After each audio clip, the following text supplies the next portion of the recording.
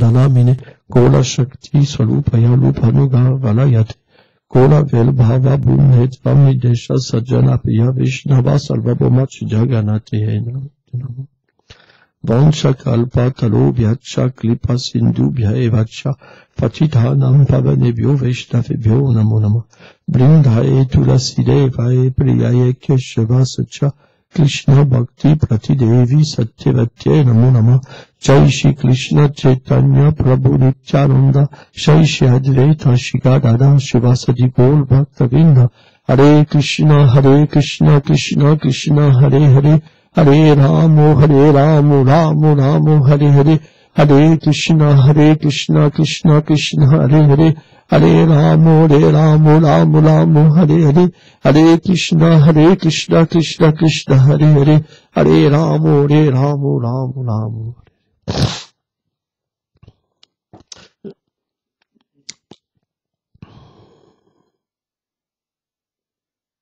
Un jour, Chaitanya Mahaprabhu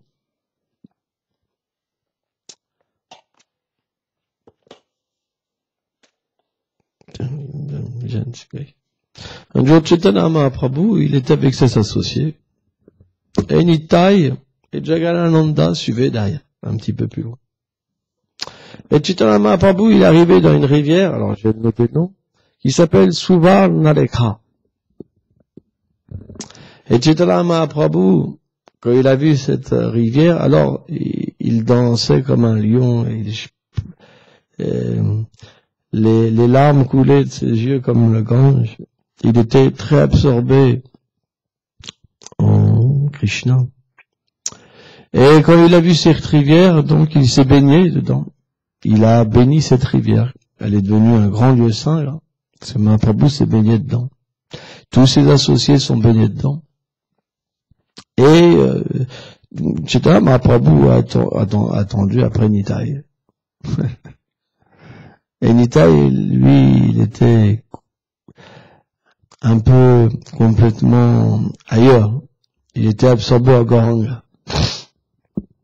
Et donc, quand il arrivait à cette rivière, Nitai, parce qu'il a vu que cette rivière était devenue très spéciale, parce que Mahaprabhu s'était baigné dedans.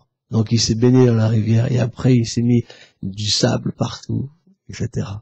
pour vraiment prendre la poussière du Seigneur. Et Chaitanya Mahaprabhu, il avait donné son danda. Le danda, c'est le bâton de sannyas. Il avait donné à garder à Jagadananda. Jagadananda, c'est très cher dévot de Chaitanya Mahaprabhu. Hein?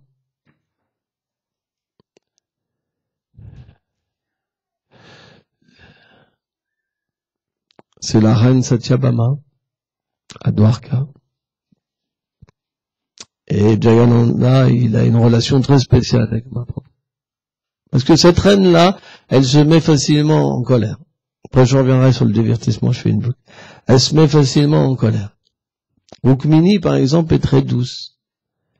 Elle veut jamais déranger le Seigneur suprême.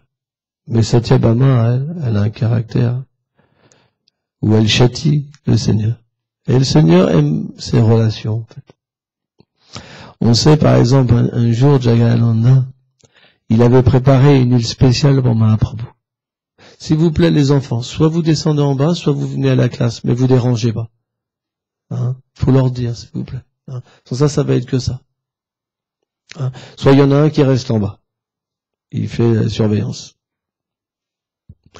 Et donc, Jagadananda, il avait fait une huile spéciale avec du santal à Mahaprabhu, mais vraiment spéciale. Il avait mis tout son amour dedans. Et Chaitanya Mahaprabhu, il avait un serviteur qu'on appelait Govinda. C'était le serviteur personnel de Mahaprabhu. Et Jagadananda, il a dit à Govinda, il dit, tiens, j'ai préparé une huile spéciale et je voudrais que tu masses le Seigneur avec. Et donc, Govinda, il était un petit peu hésitant à proposer à Chaitanya Mahaprabhu une huile parfumée. Parce que Mahaprabhu était un strict sannyasi. Vraiment strict. Au point que ses dévots, Ils dormaient à même le sol, Mahaprabhu, ça les rendait malades, les dévots. Malades, quoi. Ils pleuraient, les dévots. Comme Mère Yashoda ou les gopis, quand elles imaginaient Krishna marcher pieds nus dans la forêt. Quand les dévots, ils imaginaient Mahaprabhu à même le sol, ça leur brisait le cœur, ils pleuraient, ils dormaient pas de la nuit, quoi. Et donc, ils avaient fait le plan, d'essayer de trouver un moyen pour qu'il ait une couche. Donc ils avaient été, Swarup Damodar, Ramandaros et les chers associés du Seigneur. Vraiment très intimes. Lalita, Vishaka, qui viennent pour aider Mahaprabhu à goûter les sentiments de Shrimati Radharani. Donc très spécial.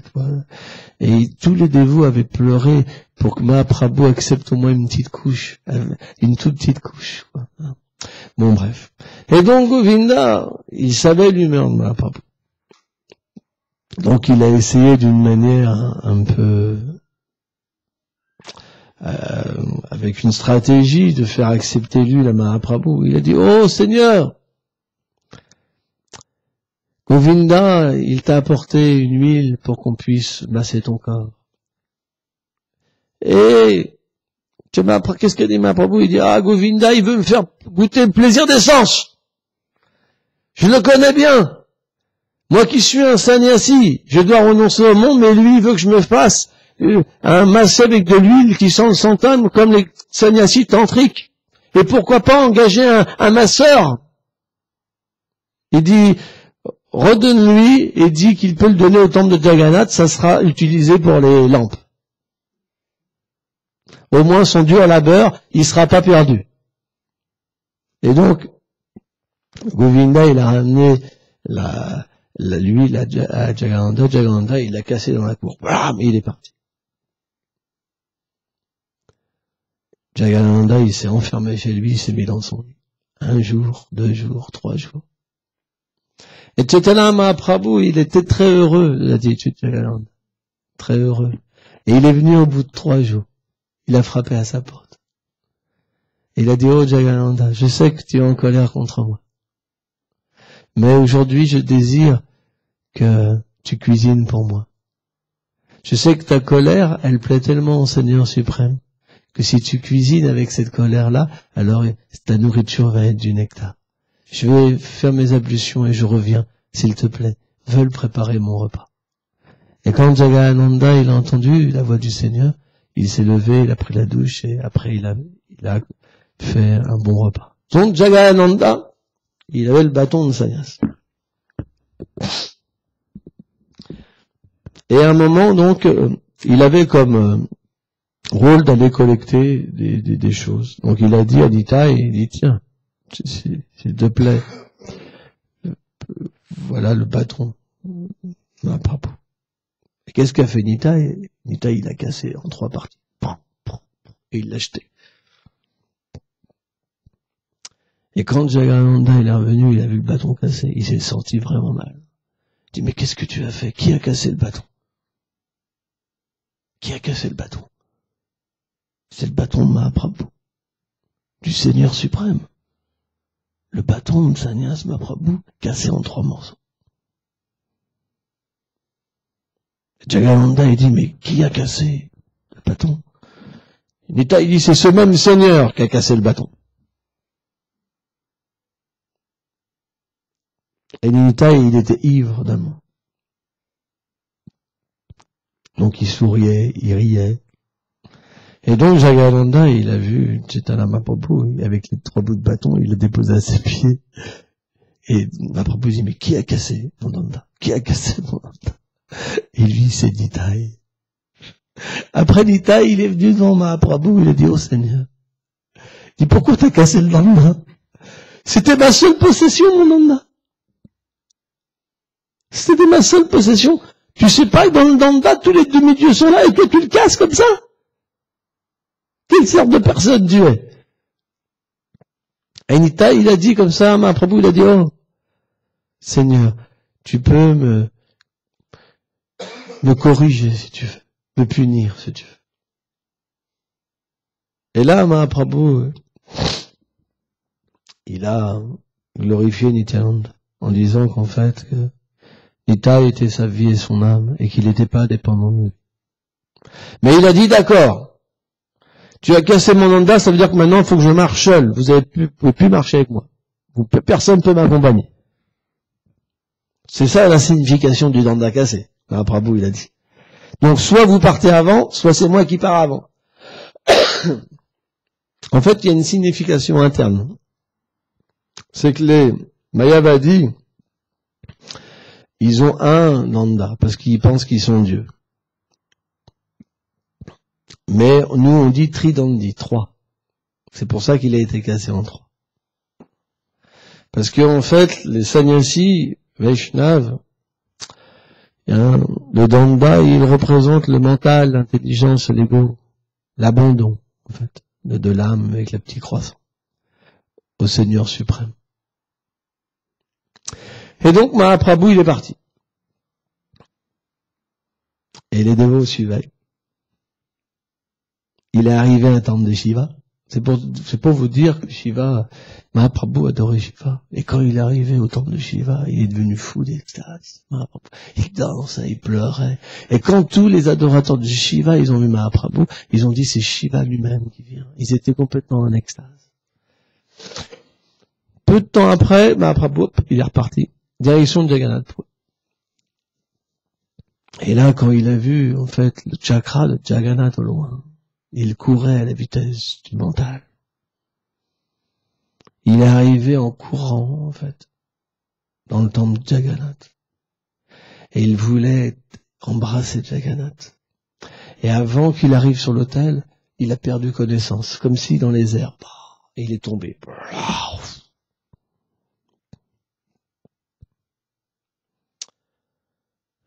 Il y avait Sarvabhauma Bhattacharya qui était là.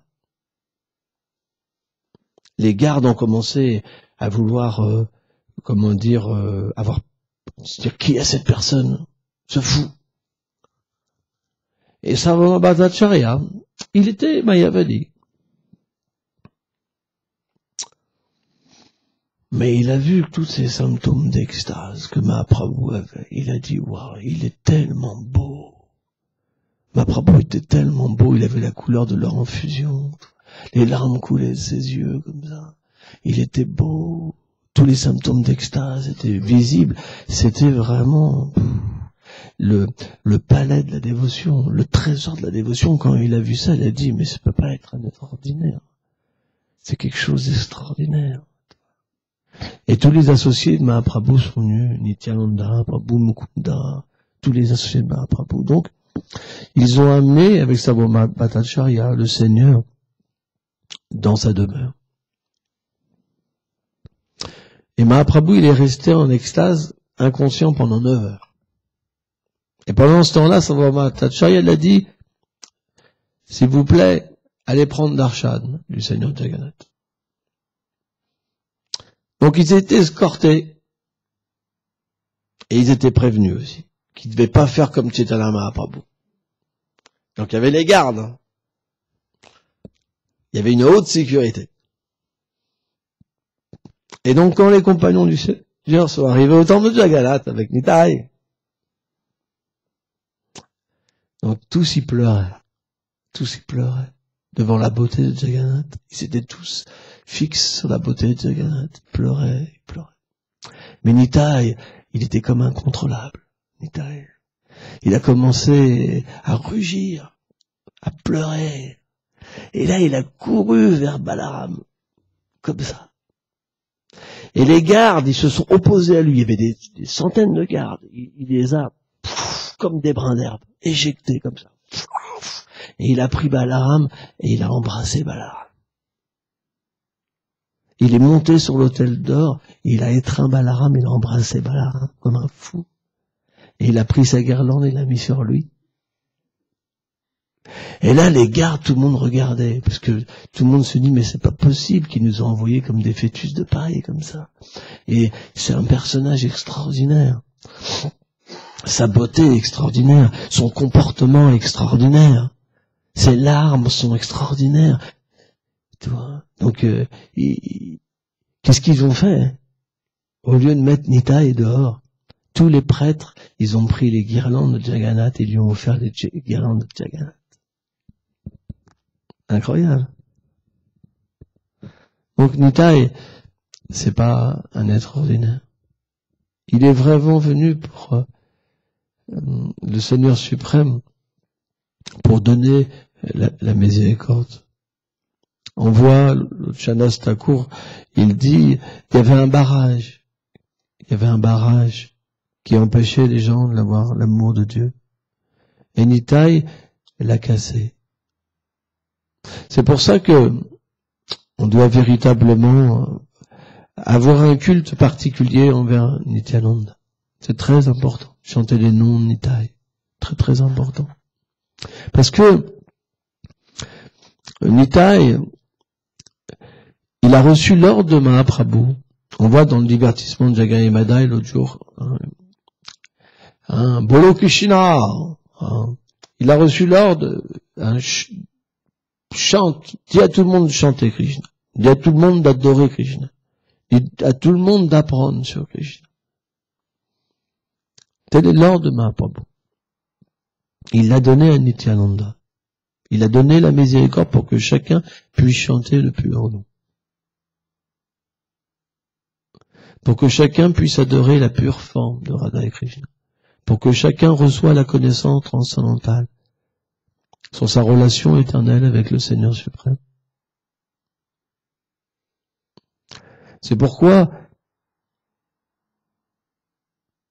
le Chandas Thakur, il explique que c'est simplement un fou, quelqu'un qui perd sa vie, qui ne comprend pas la position de Nityananda. Parfois, les dévots, ils n'ont pas de goût pour leur vie spirituelle. Ou leurs anarthas, leurs choses indésirables prennent leur dessus sur leur sentiments spirituels. Ils perdent le goût pour chanter, ils chantent moins. Au lieu d'accroître, au fil des années, ils ont de moins en moins de goût. Ils n'ont pas la force pour venir au temple, pour adorer la déité. Même pour se faire initier de seconde initiation, pour aller sur l'autel. Ils n'ont pas la force, ils n'ont pas le désir. Et c'est une vérité, c'est très difficile. Parce que les trois gunas, l'énergie matérielle, elle est tellement puissante qu'elle nous fait croire qu'il y a des choses plus importantes. Et pourtant, on devra délaisser toutes ces choses avec la mort. On a déjà toutes ces choses qu'on pense qu'elles sont importantes.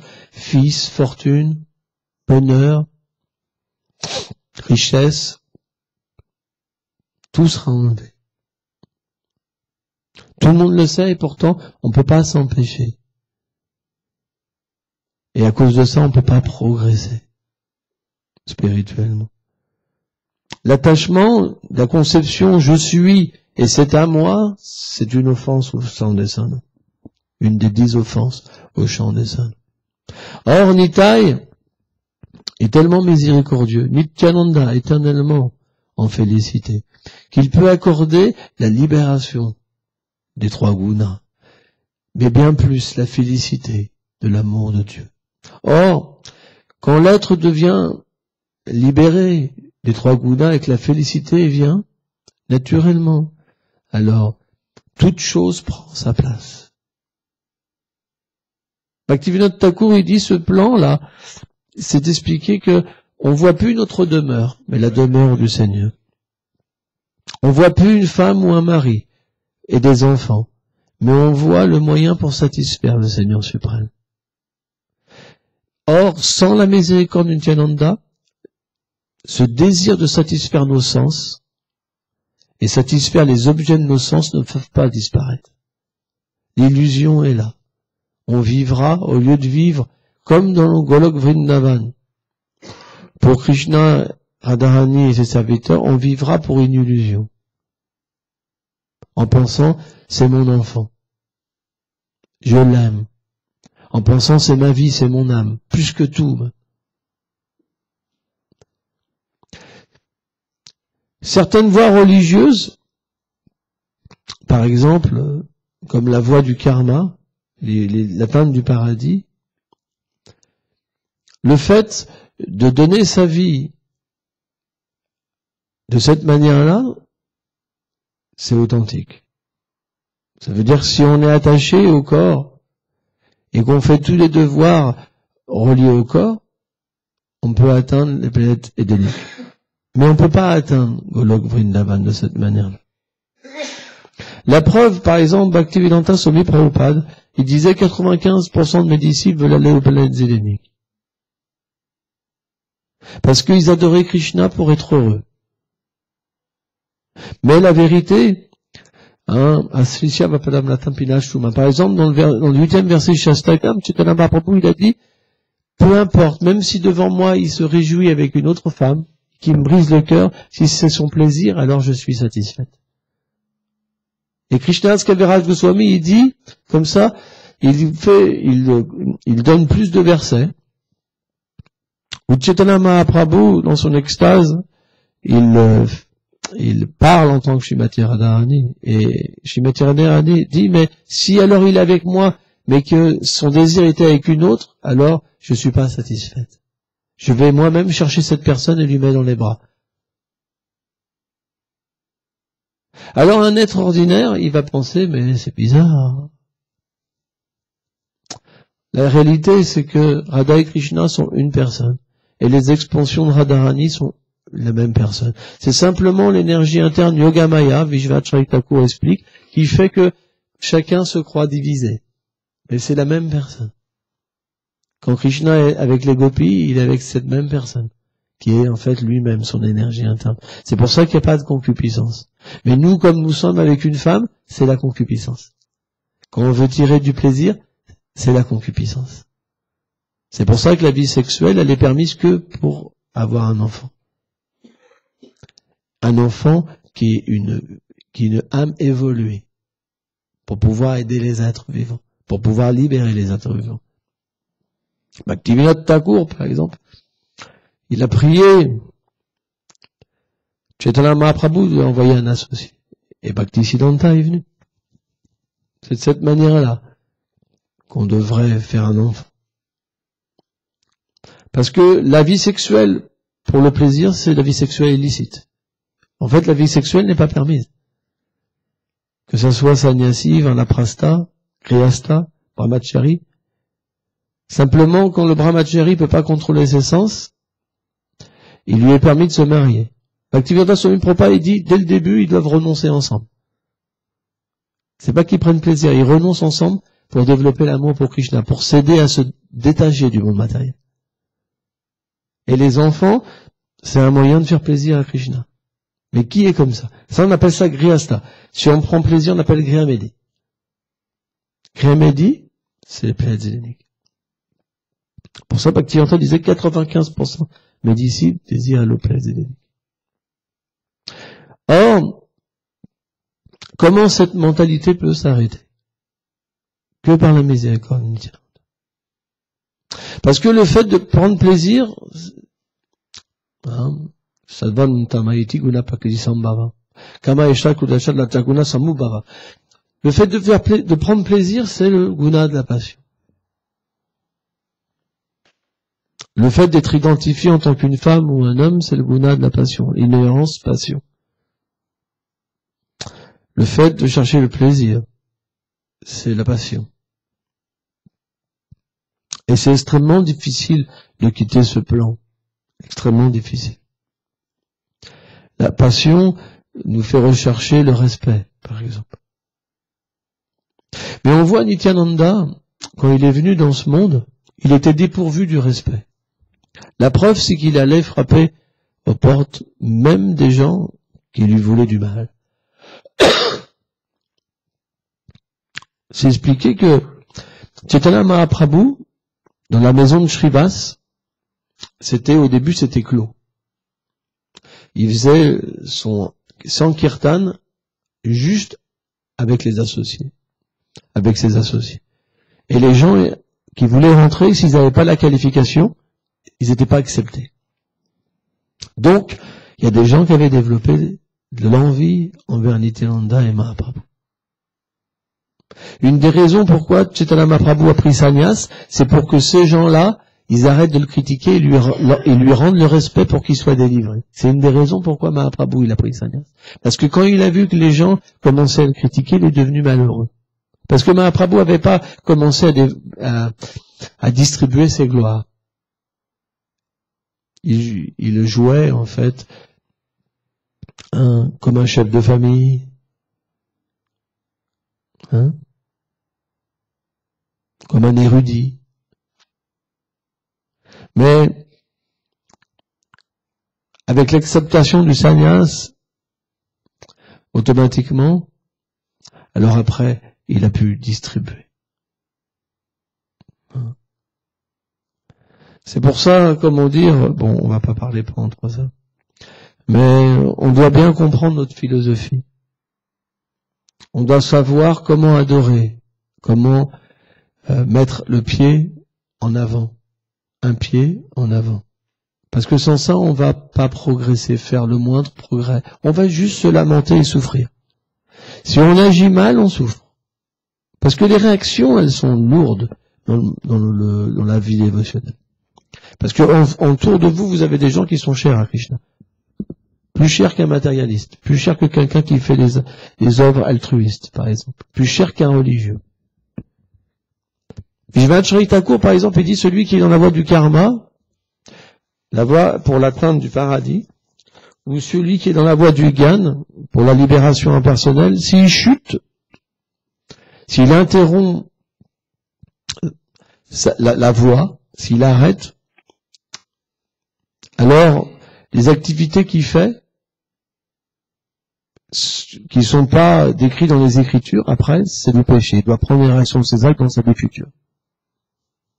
Mais un dévot, même un petit dévot, s'il a été un petit peu sincère, mais qu'il arrête, Krishna lui pardonne toutes les activités qu'il fait après, et le remet dévot dans la prochaine vie.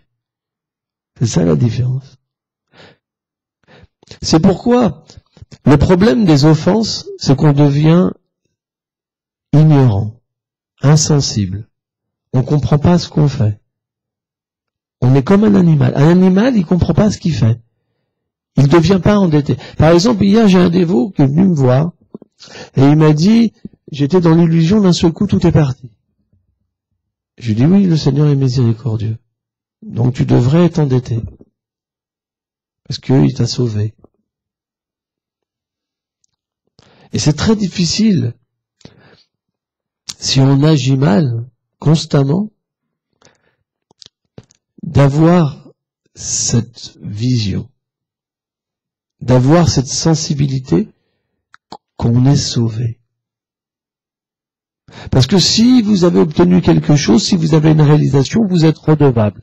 Mais tant qu'on agit mal, tant qu'on offense les Vaishnavas, tant qu'on offense le maître spirituel, qu'on n'a pas la bonne attitude envers les déités, envers le Dhamma, envers le Saint-Nom, alors comme il n'y a pas de réalisation, on se sent pas endetté. Quand vous recevez un gâteau, quand vous recevez un cadeau que vous ne pouvez pas rembourser, vous êtes endetté. Et l'endettement, vous pensez quoi? Comment je peux essayer de rembourser? Comment je peux essayer de faire quelque chose? Le principe, c'est vous donner votre vie. Vous agirez plus pour vous, mais vous agirez pour celui qui vous a sauvé.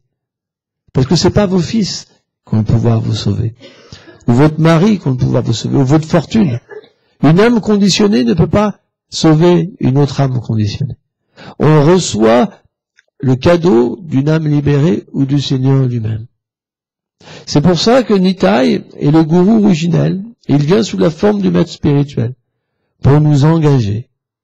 Et en fait, le maître spirituel, il représente la miséricorde de Krishna. Il représente Nitai Nanda. Ça veut dire que même si on n'est pas qualifié, le gourou, il va faire en sorte qu'on soit qualifié. Il va nous créer des activités pour qu'on puisse progresser. Il va nous aider à notre niveau. Même si on est le plus déchu, on est le pire, le gourou trouvera toujours un moyen de nous donner la perfection. Vrai ou pas? Mais, si notre vision du gourou est pas bonne, alors on reçoit pas. Et à un moment, alors notre vie devient infernale. Même si on est dans un océan de miséricorde, je dis un océan parce qu'il n'y a pas plus élevé. Même les demi-dieux veulent venir là, mais on peut rien voir, on peut rien comprendre, parce que l'attitude n'est pas bonne. Et c'est le problème. Mais pour que cette attitude vienne dans le cœur, on a besoin de Nityananda. Pour comprendre le gourou, on a besoin de Nityananda.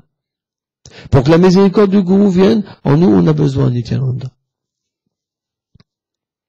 Nitai est l'âme suprême, pour nous. Nous, on n'a pas de business avec Kshirodakashayi et Vishnu. Kshirodakashayi et Vishnu, c'est simplement quelqu'un qui t'observe. Il te donne simplement ce que il t'a même pas patenté. Ce que tu peux avoir, il te le donne, pas plus. Il donne les fruits de tes actes. Nous, on peut rien avoir. On n'est pas qualifié. On pourra rien recevoir. Mais Nitai, il est miséricordieux. Parce qu'il veut nous sauver, même si on n'est pas qualifié. Donc Nitai, il inspire ses dévots. Même si on offense un dévot, le dévot, il est toujours là. Nitai lui dira non, faut que tu l'aides. Parfois, c'est possible de voir un Vaishnav en avoir marre. Moi, j'ai vu ça, moi, par exemple, avec mon gourou, il en avait marre de moi. Il m'a dit, bon, je viens plus, je te laisse. Il est pas venu. C'est Nitai. Parce que Nitai est tellement miséricordieux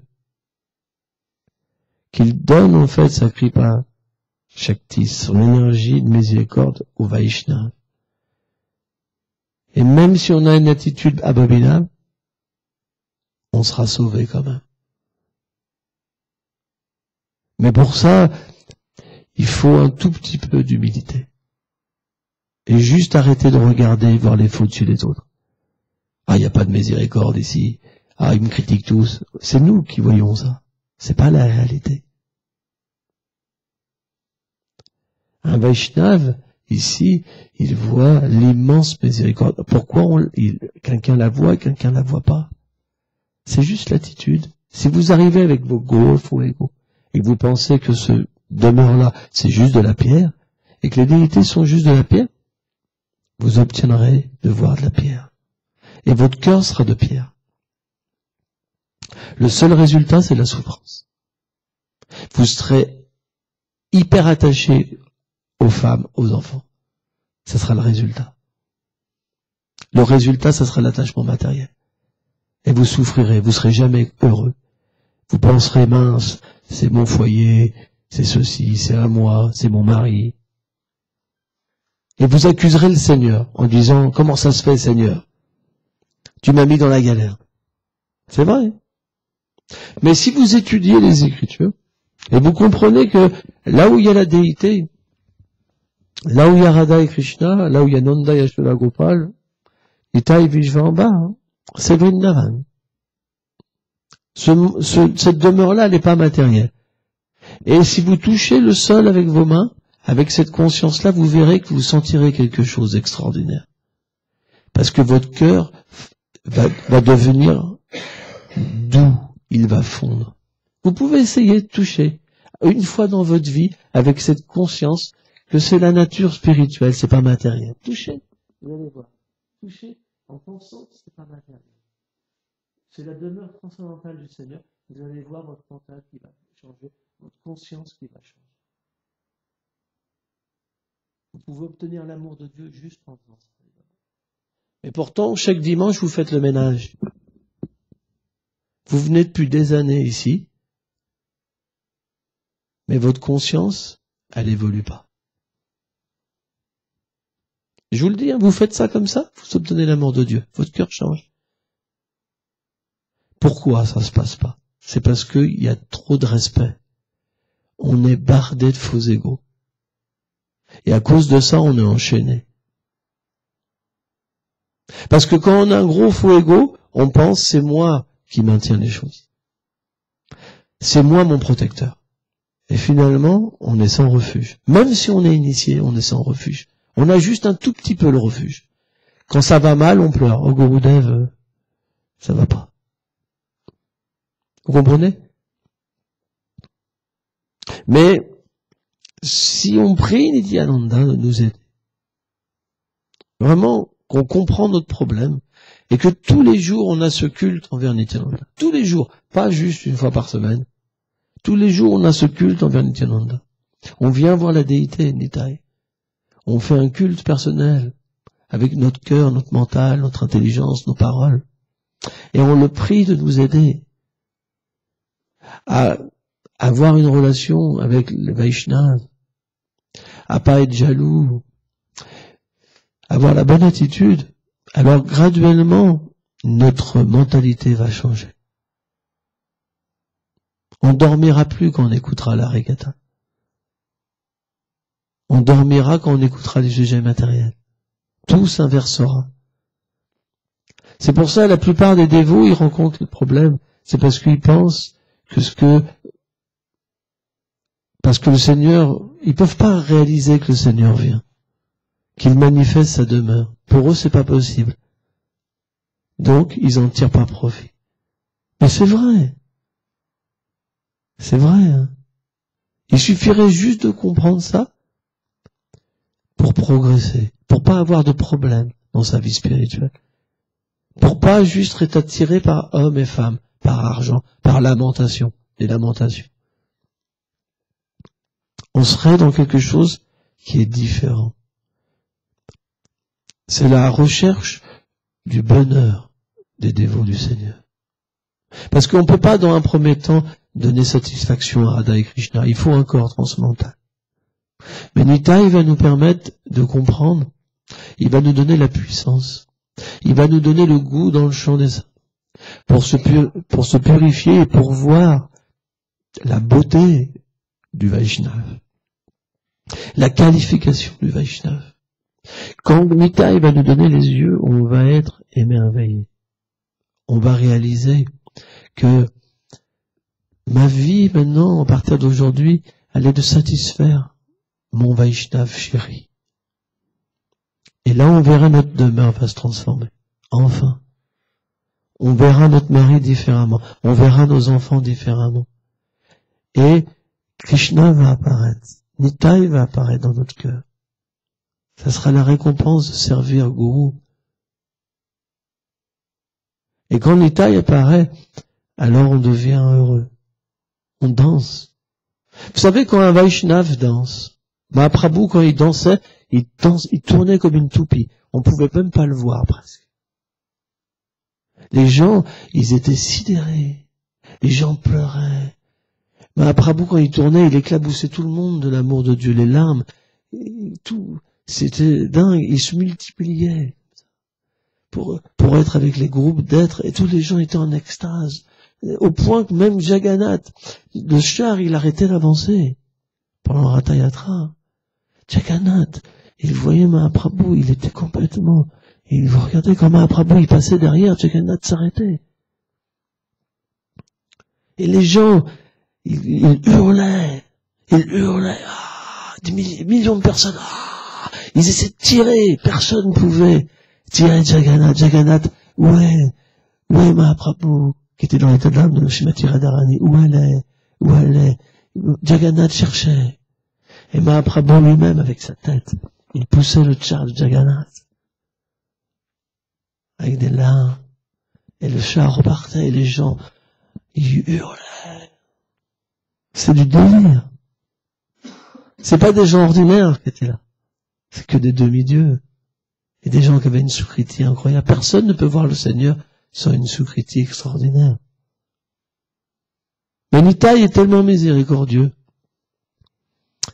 qu'il vient sous la forme du maître spirituel.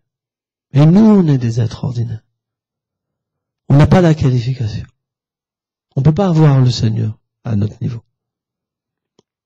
Comment le Seigneur vient sous la forme de la déité? À travers le pur dévot. Krishna dit, fais mon temple ici. Je veux telle déité, viens. C'est à travers le Vaishnav qu'on peut voir Krishna. Bien que la déité soit là, que c'est le Seigneur, le propre Seigneur lui-même qui vient, parce qu'on ne peut pas avoir les yeux, mais sans la miséricorde du Gourou, on ne peut pas comprendre ça, on ne peut pas avoir la foi. On ne viendra pas. On pourra habiter à 500 mètres, ou à passer à 500 mètres en moto, on ne viendra pas. C'est pas possible. Mais cette foi que le Gourou peut donner, elle est possible que si Nitai nous aide. Parce que par nous-mêmes, on ne peut pas voir la miséricorde du Gourou. À moins qu'on ait de la Sukriti des vies passées. C'est pas possible. On verra le gourou comme un être ordinaire. Si par exemple il juge quelqu'un, on pourra même dire, tiens, mais moi je suis pas dans leur truc, ils se battent entre eux, c'est pas moi. Hein, j'ai vu ça, par exemple, pas mal de fois. Et ça, c'est pas la vision, Baba. Celui qui fait ça, il lui arrive des problèmes pas longtemps après, en fait. Des gros problèmes. Jamais on doit voir le gourou comme un être ordinaire. C'est l'instrument du Seigneur. Si on a foi dans son instruction, on devient pur d'eux. Plus on a la foi, plus on devient pur. Ce verset explique que celui qui a la foi pareil en Krishna en gourou, tout le sambandha gyan, toute la connaissance transcendantale de sa relation éternelle avec Radha et Krishna lui est révélée. Pourquoi nous, ça nous arrive pas? C'est parce qu'on voit pas, on ressent pas, on voit juste un tout petit peu. C'est ce qui nous permet de continuer un peu à chanter, à offrir notre nourriture. Mais on n'a même pas la force de venir même au temple, de pratiquer correctement. Même pas la force. C'est dur même de chanter les tours. Pire, on devient attiré par la matière. Pourquoi? Parce qu'il n'y a pas de connexion. Même si on est initié, il n'y a pas de connexion. Et en plus, à la fin, on accuse même le gourou de nous avoir rendus malheureux. J'ai vu ça aussi, sur des lettres. Moi, j'ai reçu des lettres comme ça. C'est de ta faute. C'est pour ça qu'il est malheureux. La vérité, c'est qu'on est malheureux quand on n'est pas abandonné. Quelqu'un qui a abandonné, moi, mon maître spirituel, il est dur avec moi. Eh ben moi, il me tire les oreilles. Hein. Peut-être pas vous, mais moi, il me tire drôlement les oreilles. Hein. Mais quand il me tire les oreilles, je goûte un nectar particulier. Quand il me reprend devant tout le monde, je goûte un nectar particulier. Je suis pas malheureux. Quand j'entends une parole que j'ai pas envie, que je m'attendais pas à qu'il me dise, je suis pas malheureux. Ça change mon cœur. Ça me fait progresser. Je me sens pas jugé.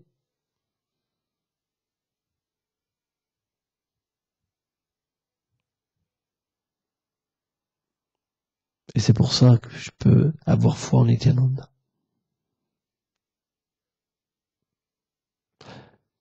Parce que grâce à Nitai, mes prières à Nityananda, alors je peux comprendre ce que mon gourou il attend de moi. Mon gourou il veut me donner toutes les richesses, tout ce qu'il y a de plus beau. Et quand il me reprend, c'est pour que je change ma mentalité qui est mauvaise.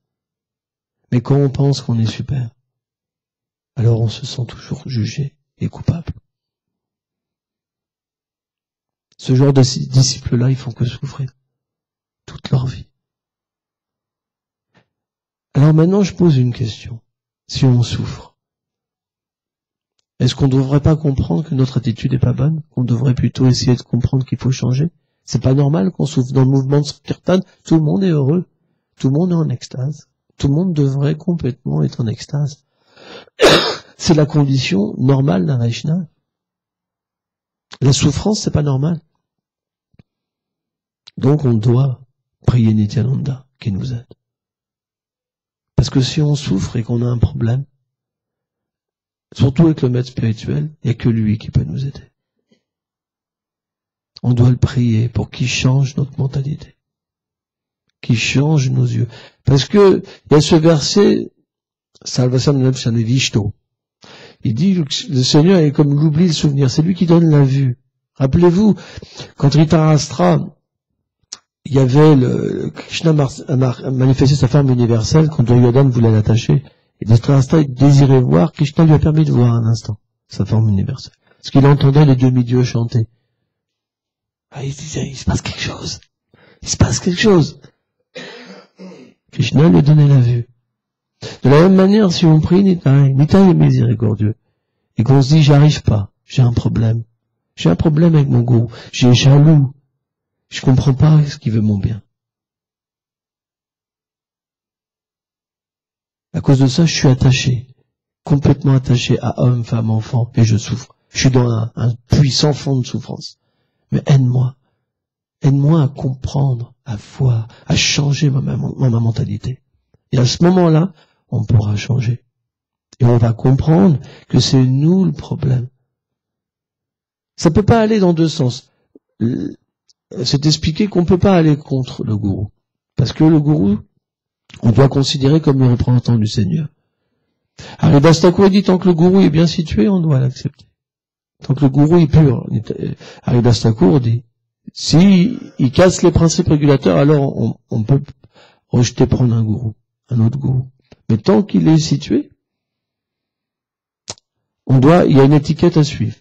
Si vous écoutez le Harinam Chintamani, l'étiquette envers les maîtres spirituels, Hari Bhaktivilas, on en est loin. T'as même pas le droit de te vanter devant le gourou, de parler, d'argumenter, etc. De reprendre quelqu'un devant le gourou, même marcher sur son ombre. C'est considéré comme gourou à parade, tout ça.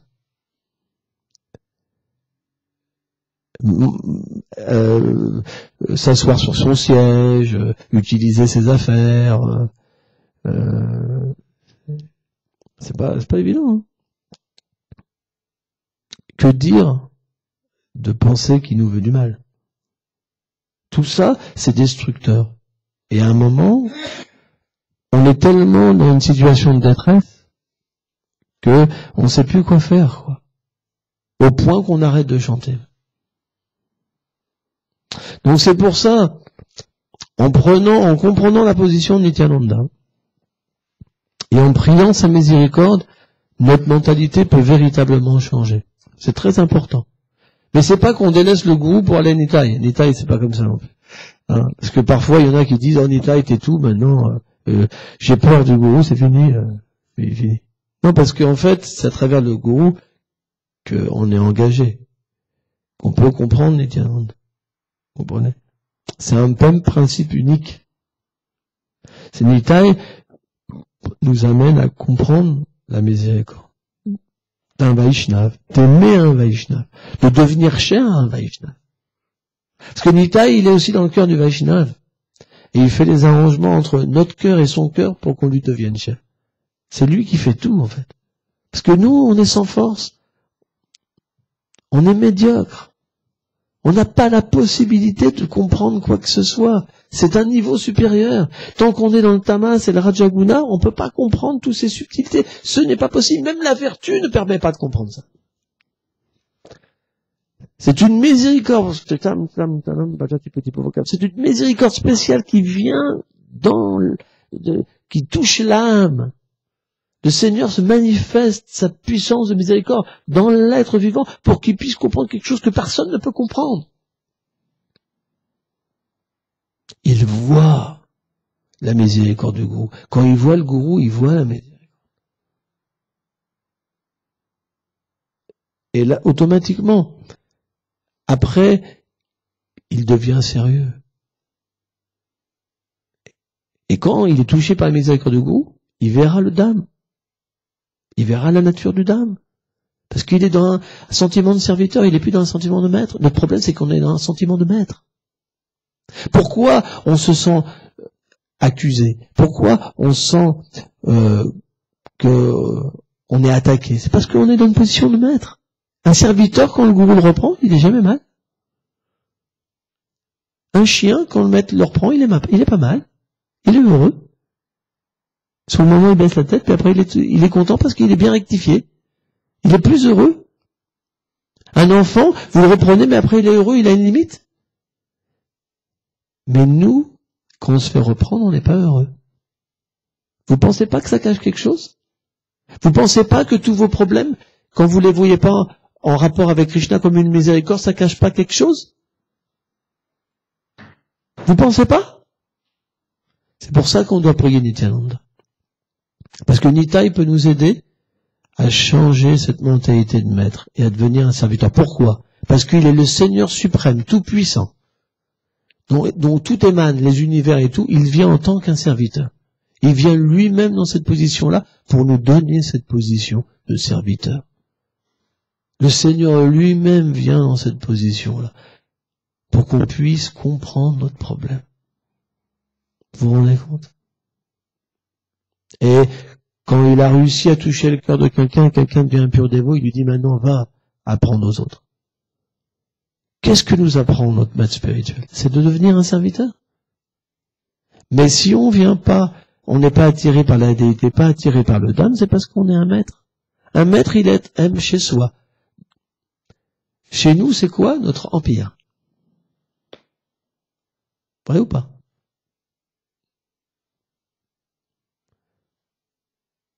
Ma femme, c'est ma déesse de Lakshmi.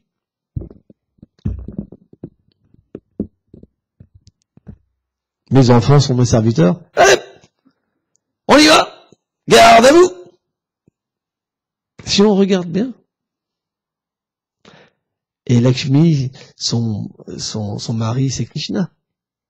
Mon beau Krishna.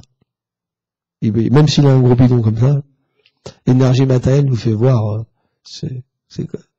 L'énergie matérielle est puissante. Très puissante. Mais c'est vrai. Activé dans le tas, il dit l'énergie matérielle est tellement puissante qu'une femme peut être énorme. Et l'homme, il dit, ah, c'est la plus belle femme de ma vie. Parce que c'est l'énergie illusoire. On est tous moches. Si on pouvait voir un jour notre beauté, si Krishna pouvait nous faire voir la forme de nos oreilles, la forme des boucles d'oreilles, la forme de nos yeux, de nos cils, comment on est coiffé, la bille qu'on a, les guirlandes de fleurs, les perles, les clochettes de cheville, comment brillent nos ongles, la poésie qui coule de notre bouche, la danse qui émane de notre corps, et à quel point les êtres nous aiment et à quel point on peut attirer les êtres, et à quel point on est abandonné, pas bas. Qu'on se regarderait dans une glace, dit, mais comment c'est possible que des gens soient attirés par moi?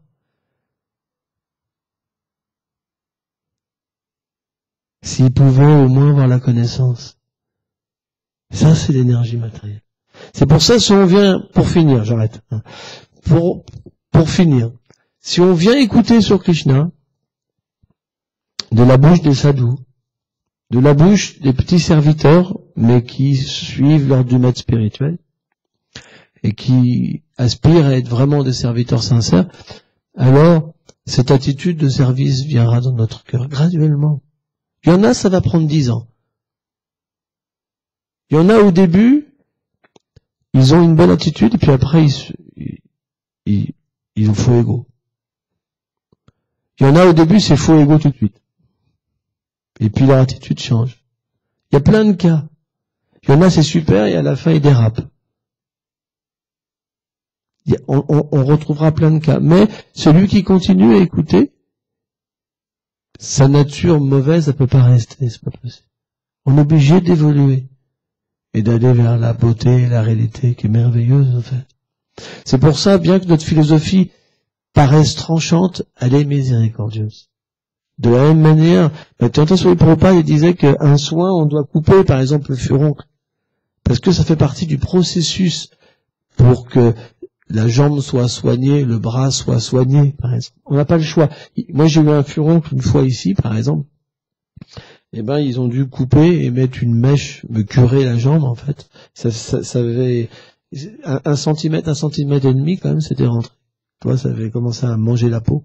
J'étais un peu fanatique à cette époque-là. Je distribuais des livres comme ça, en pensant que j'étais pas le corps. Ça, c'est pas correct. J'avais même du sang qui sortait du jean, en fait, quand j'avais distribué des livres. Il faisait moins 10 à Strasbourg, en plus. Il faisait tellement froid qu'on était obligé de rentrer dans les magasins pour se réchauffer. Les gens, ils avaient tellement pitié de nous qu'ils nous donnaient la pièce. Comment c'était possible de distribuer des livres de cette manière-là? La foi. Vouloir satisfaire les purs dévots. Mais il y a une telle miséricorde. Parce qu'un jour, Krishna réciproquera avec nous, Nityananda réciproquera. Nitya, il n'oublie jamais ce que vous faites pour lui. Jamais. Jamais. Un être ordinaire peut. Mais Nitya, c'est le Seigneur suprême. Et il sait tout ce que vous avez fait dans vos vies passées. Il sait déjà ce que vous allez être dans la vie future. Prenons refuge d'une personne comme ça. tellement miséricordieux. Il nous donnera à profusion la bonne compréhension de notre mari, de nos enfants, de nos possessions. Et on les verra d'une façon merveilleuse, plus belle, des millions de fois plus beau que ce qu'on pouvait voir avec nos yeux et aspirer. Si l'amour pour Krishna vient, c'est Krishna réciproque avec nous, et qu'on commence à servir le Seigneur à travers des êtres et qu'on reçoit, parce qu'on sert ses serviteurs en tant que notre mari, en tant que nos enfants, et qu'on reçoit tellement de grâce, mais tout sera multiplié, on perd rien.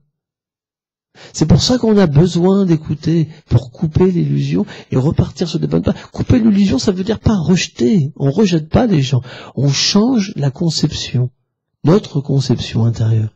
On se libère de mauvaises conceptions. Hein? Jai Nitai. Shri Kadashi Vatla ki Jai.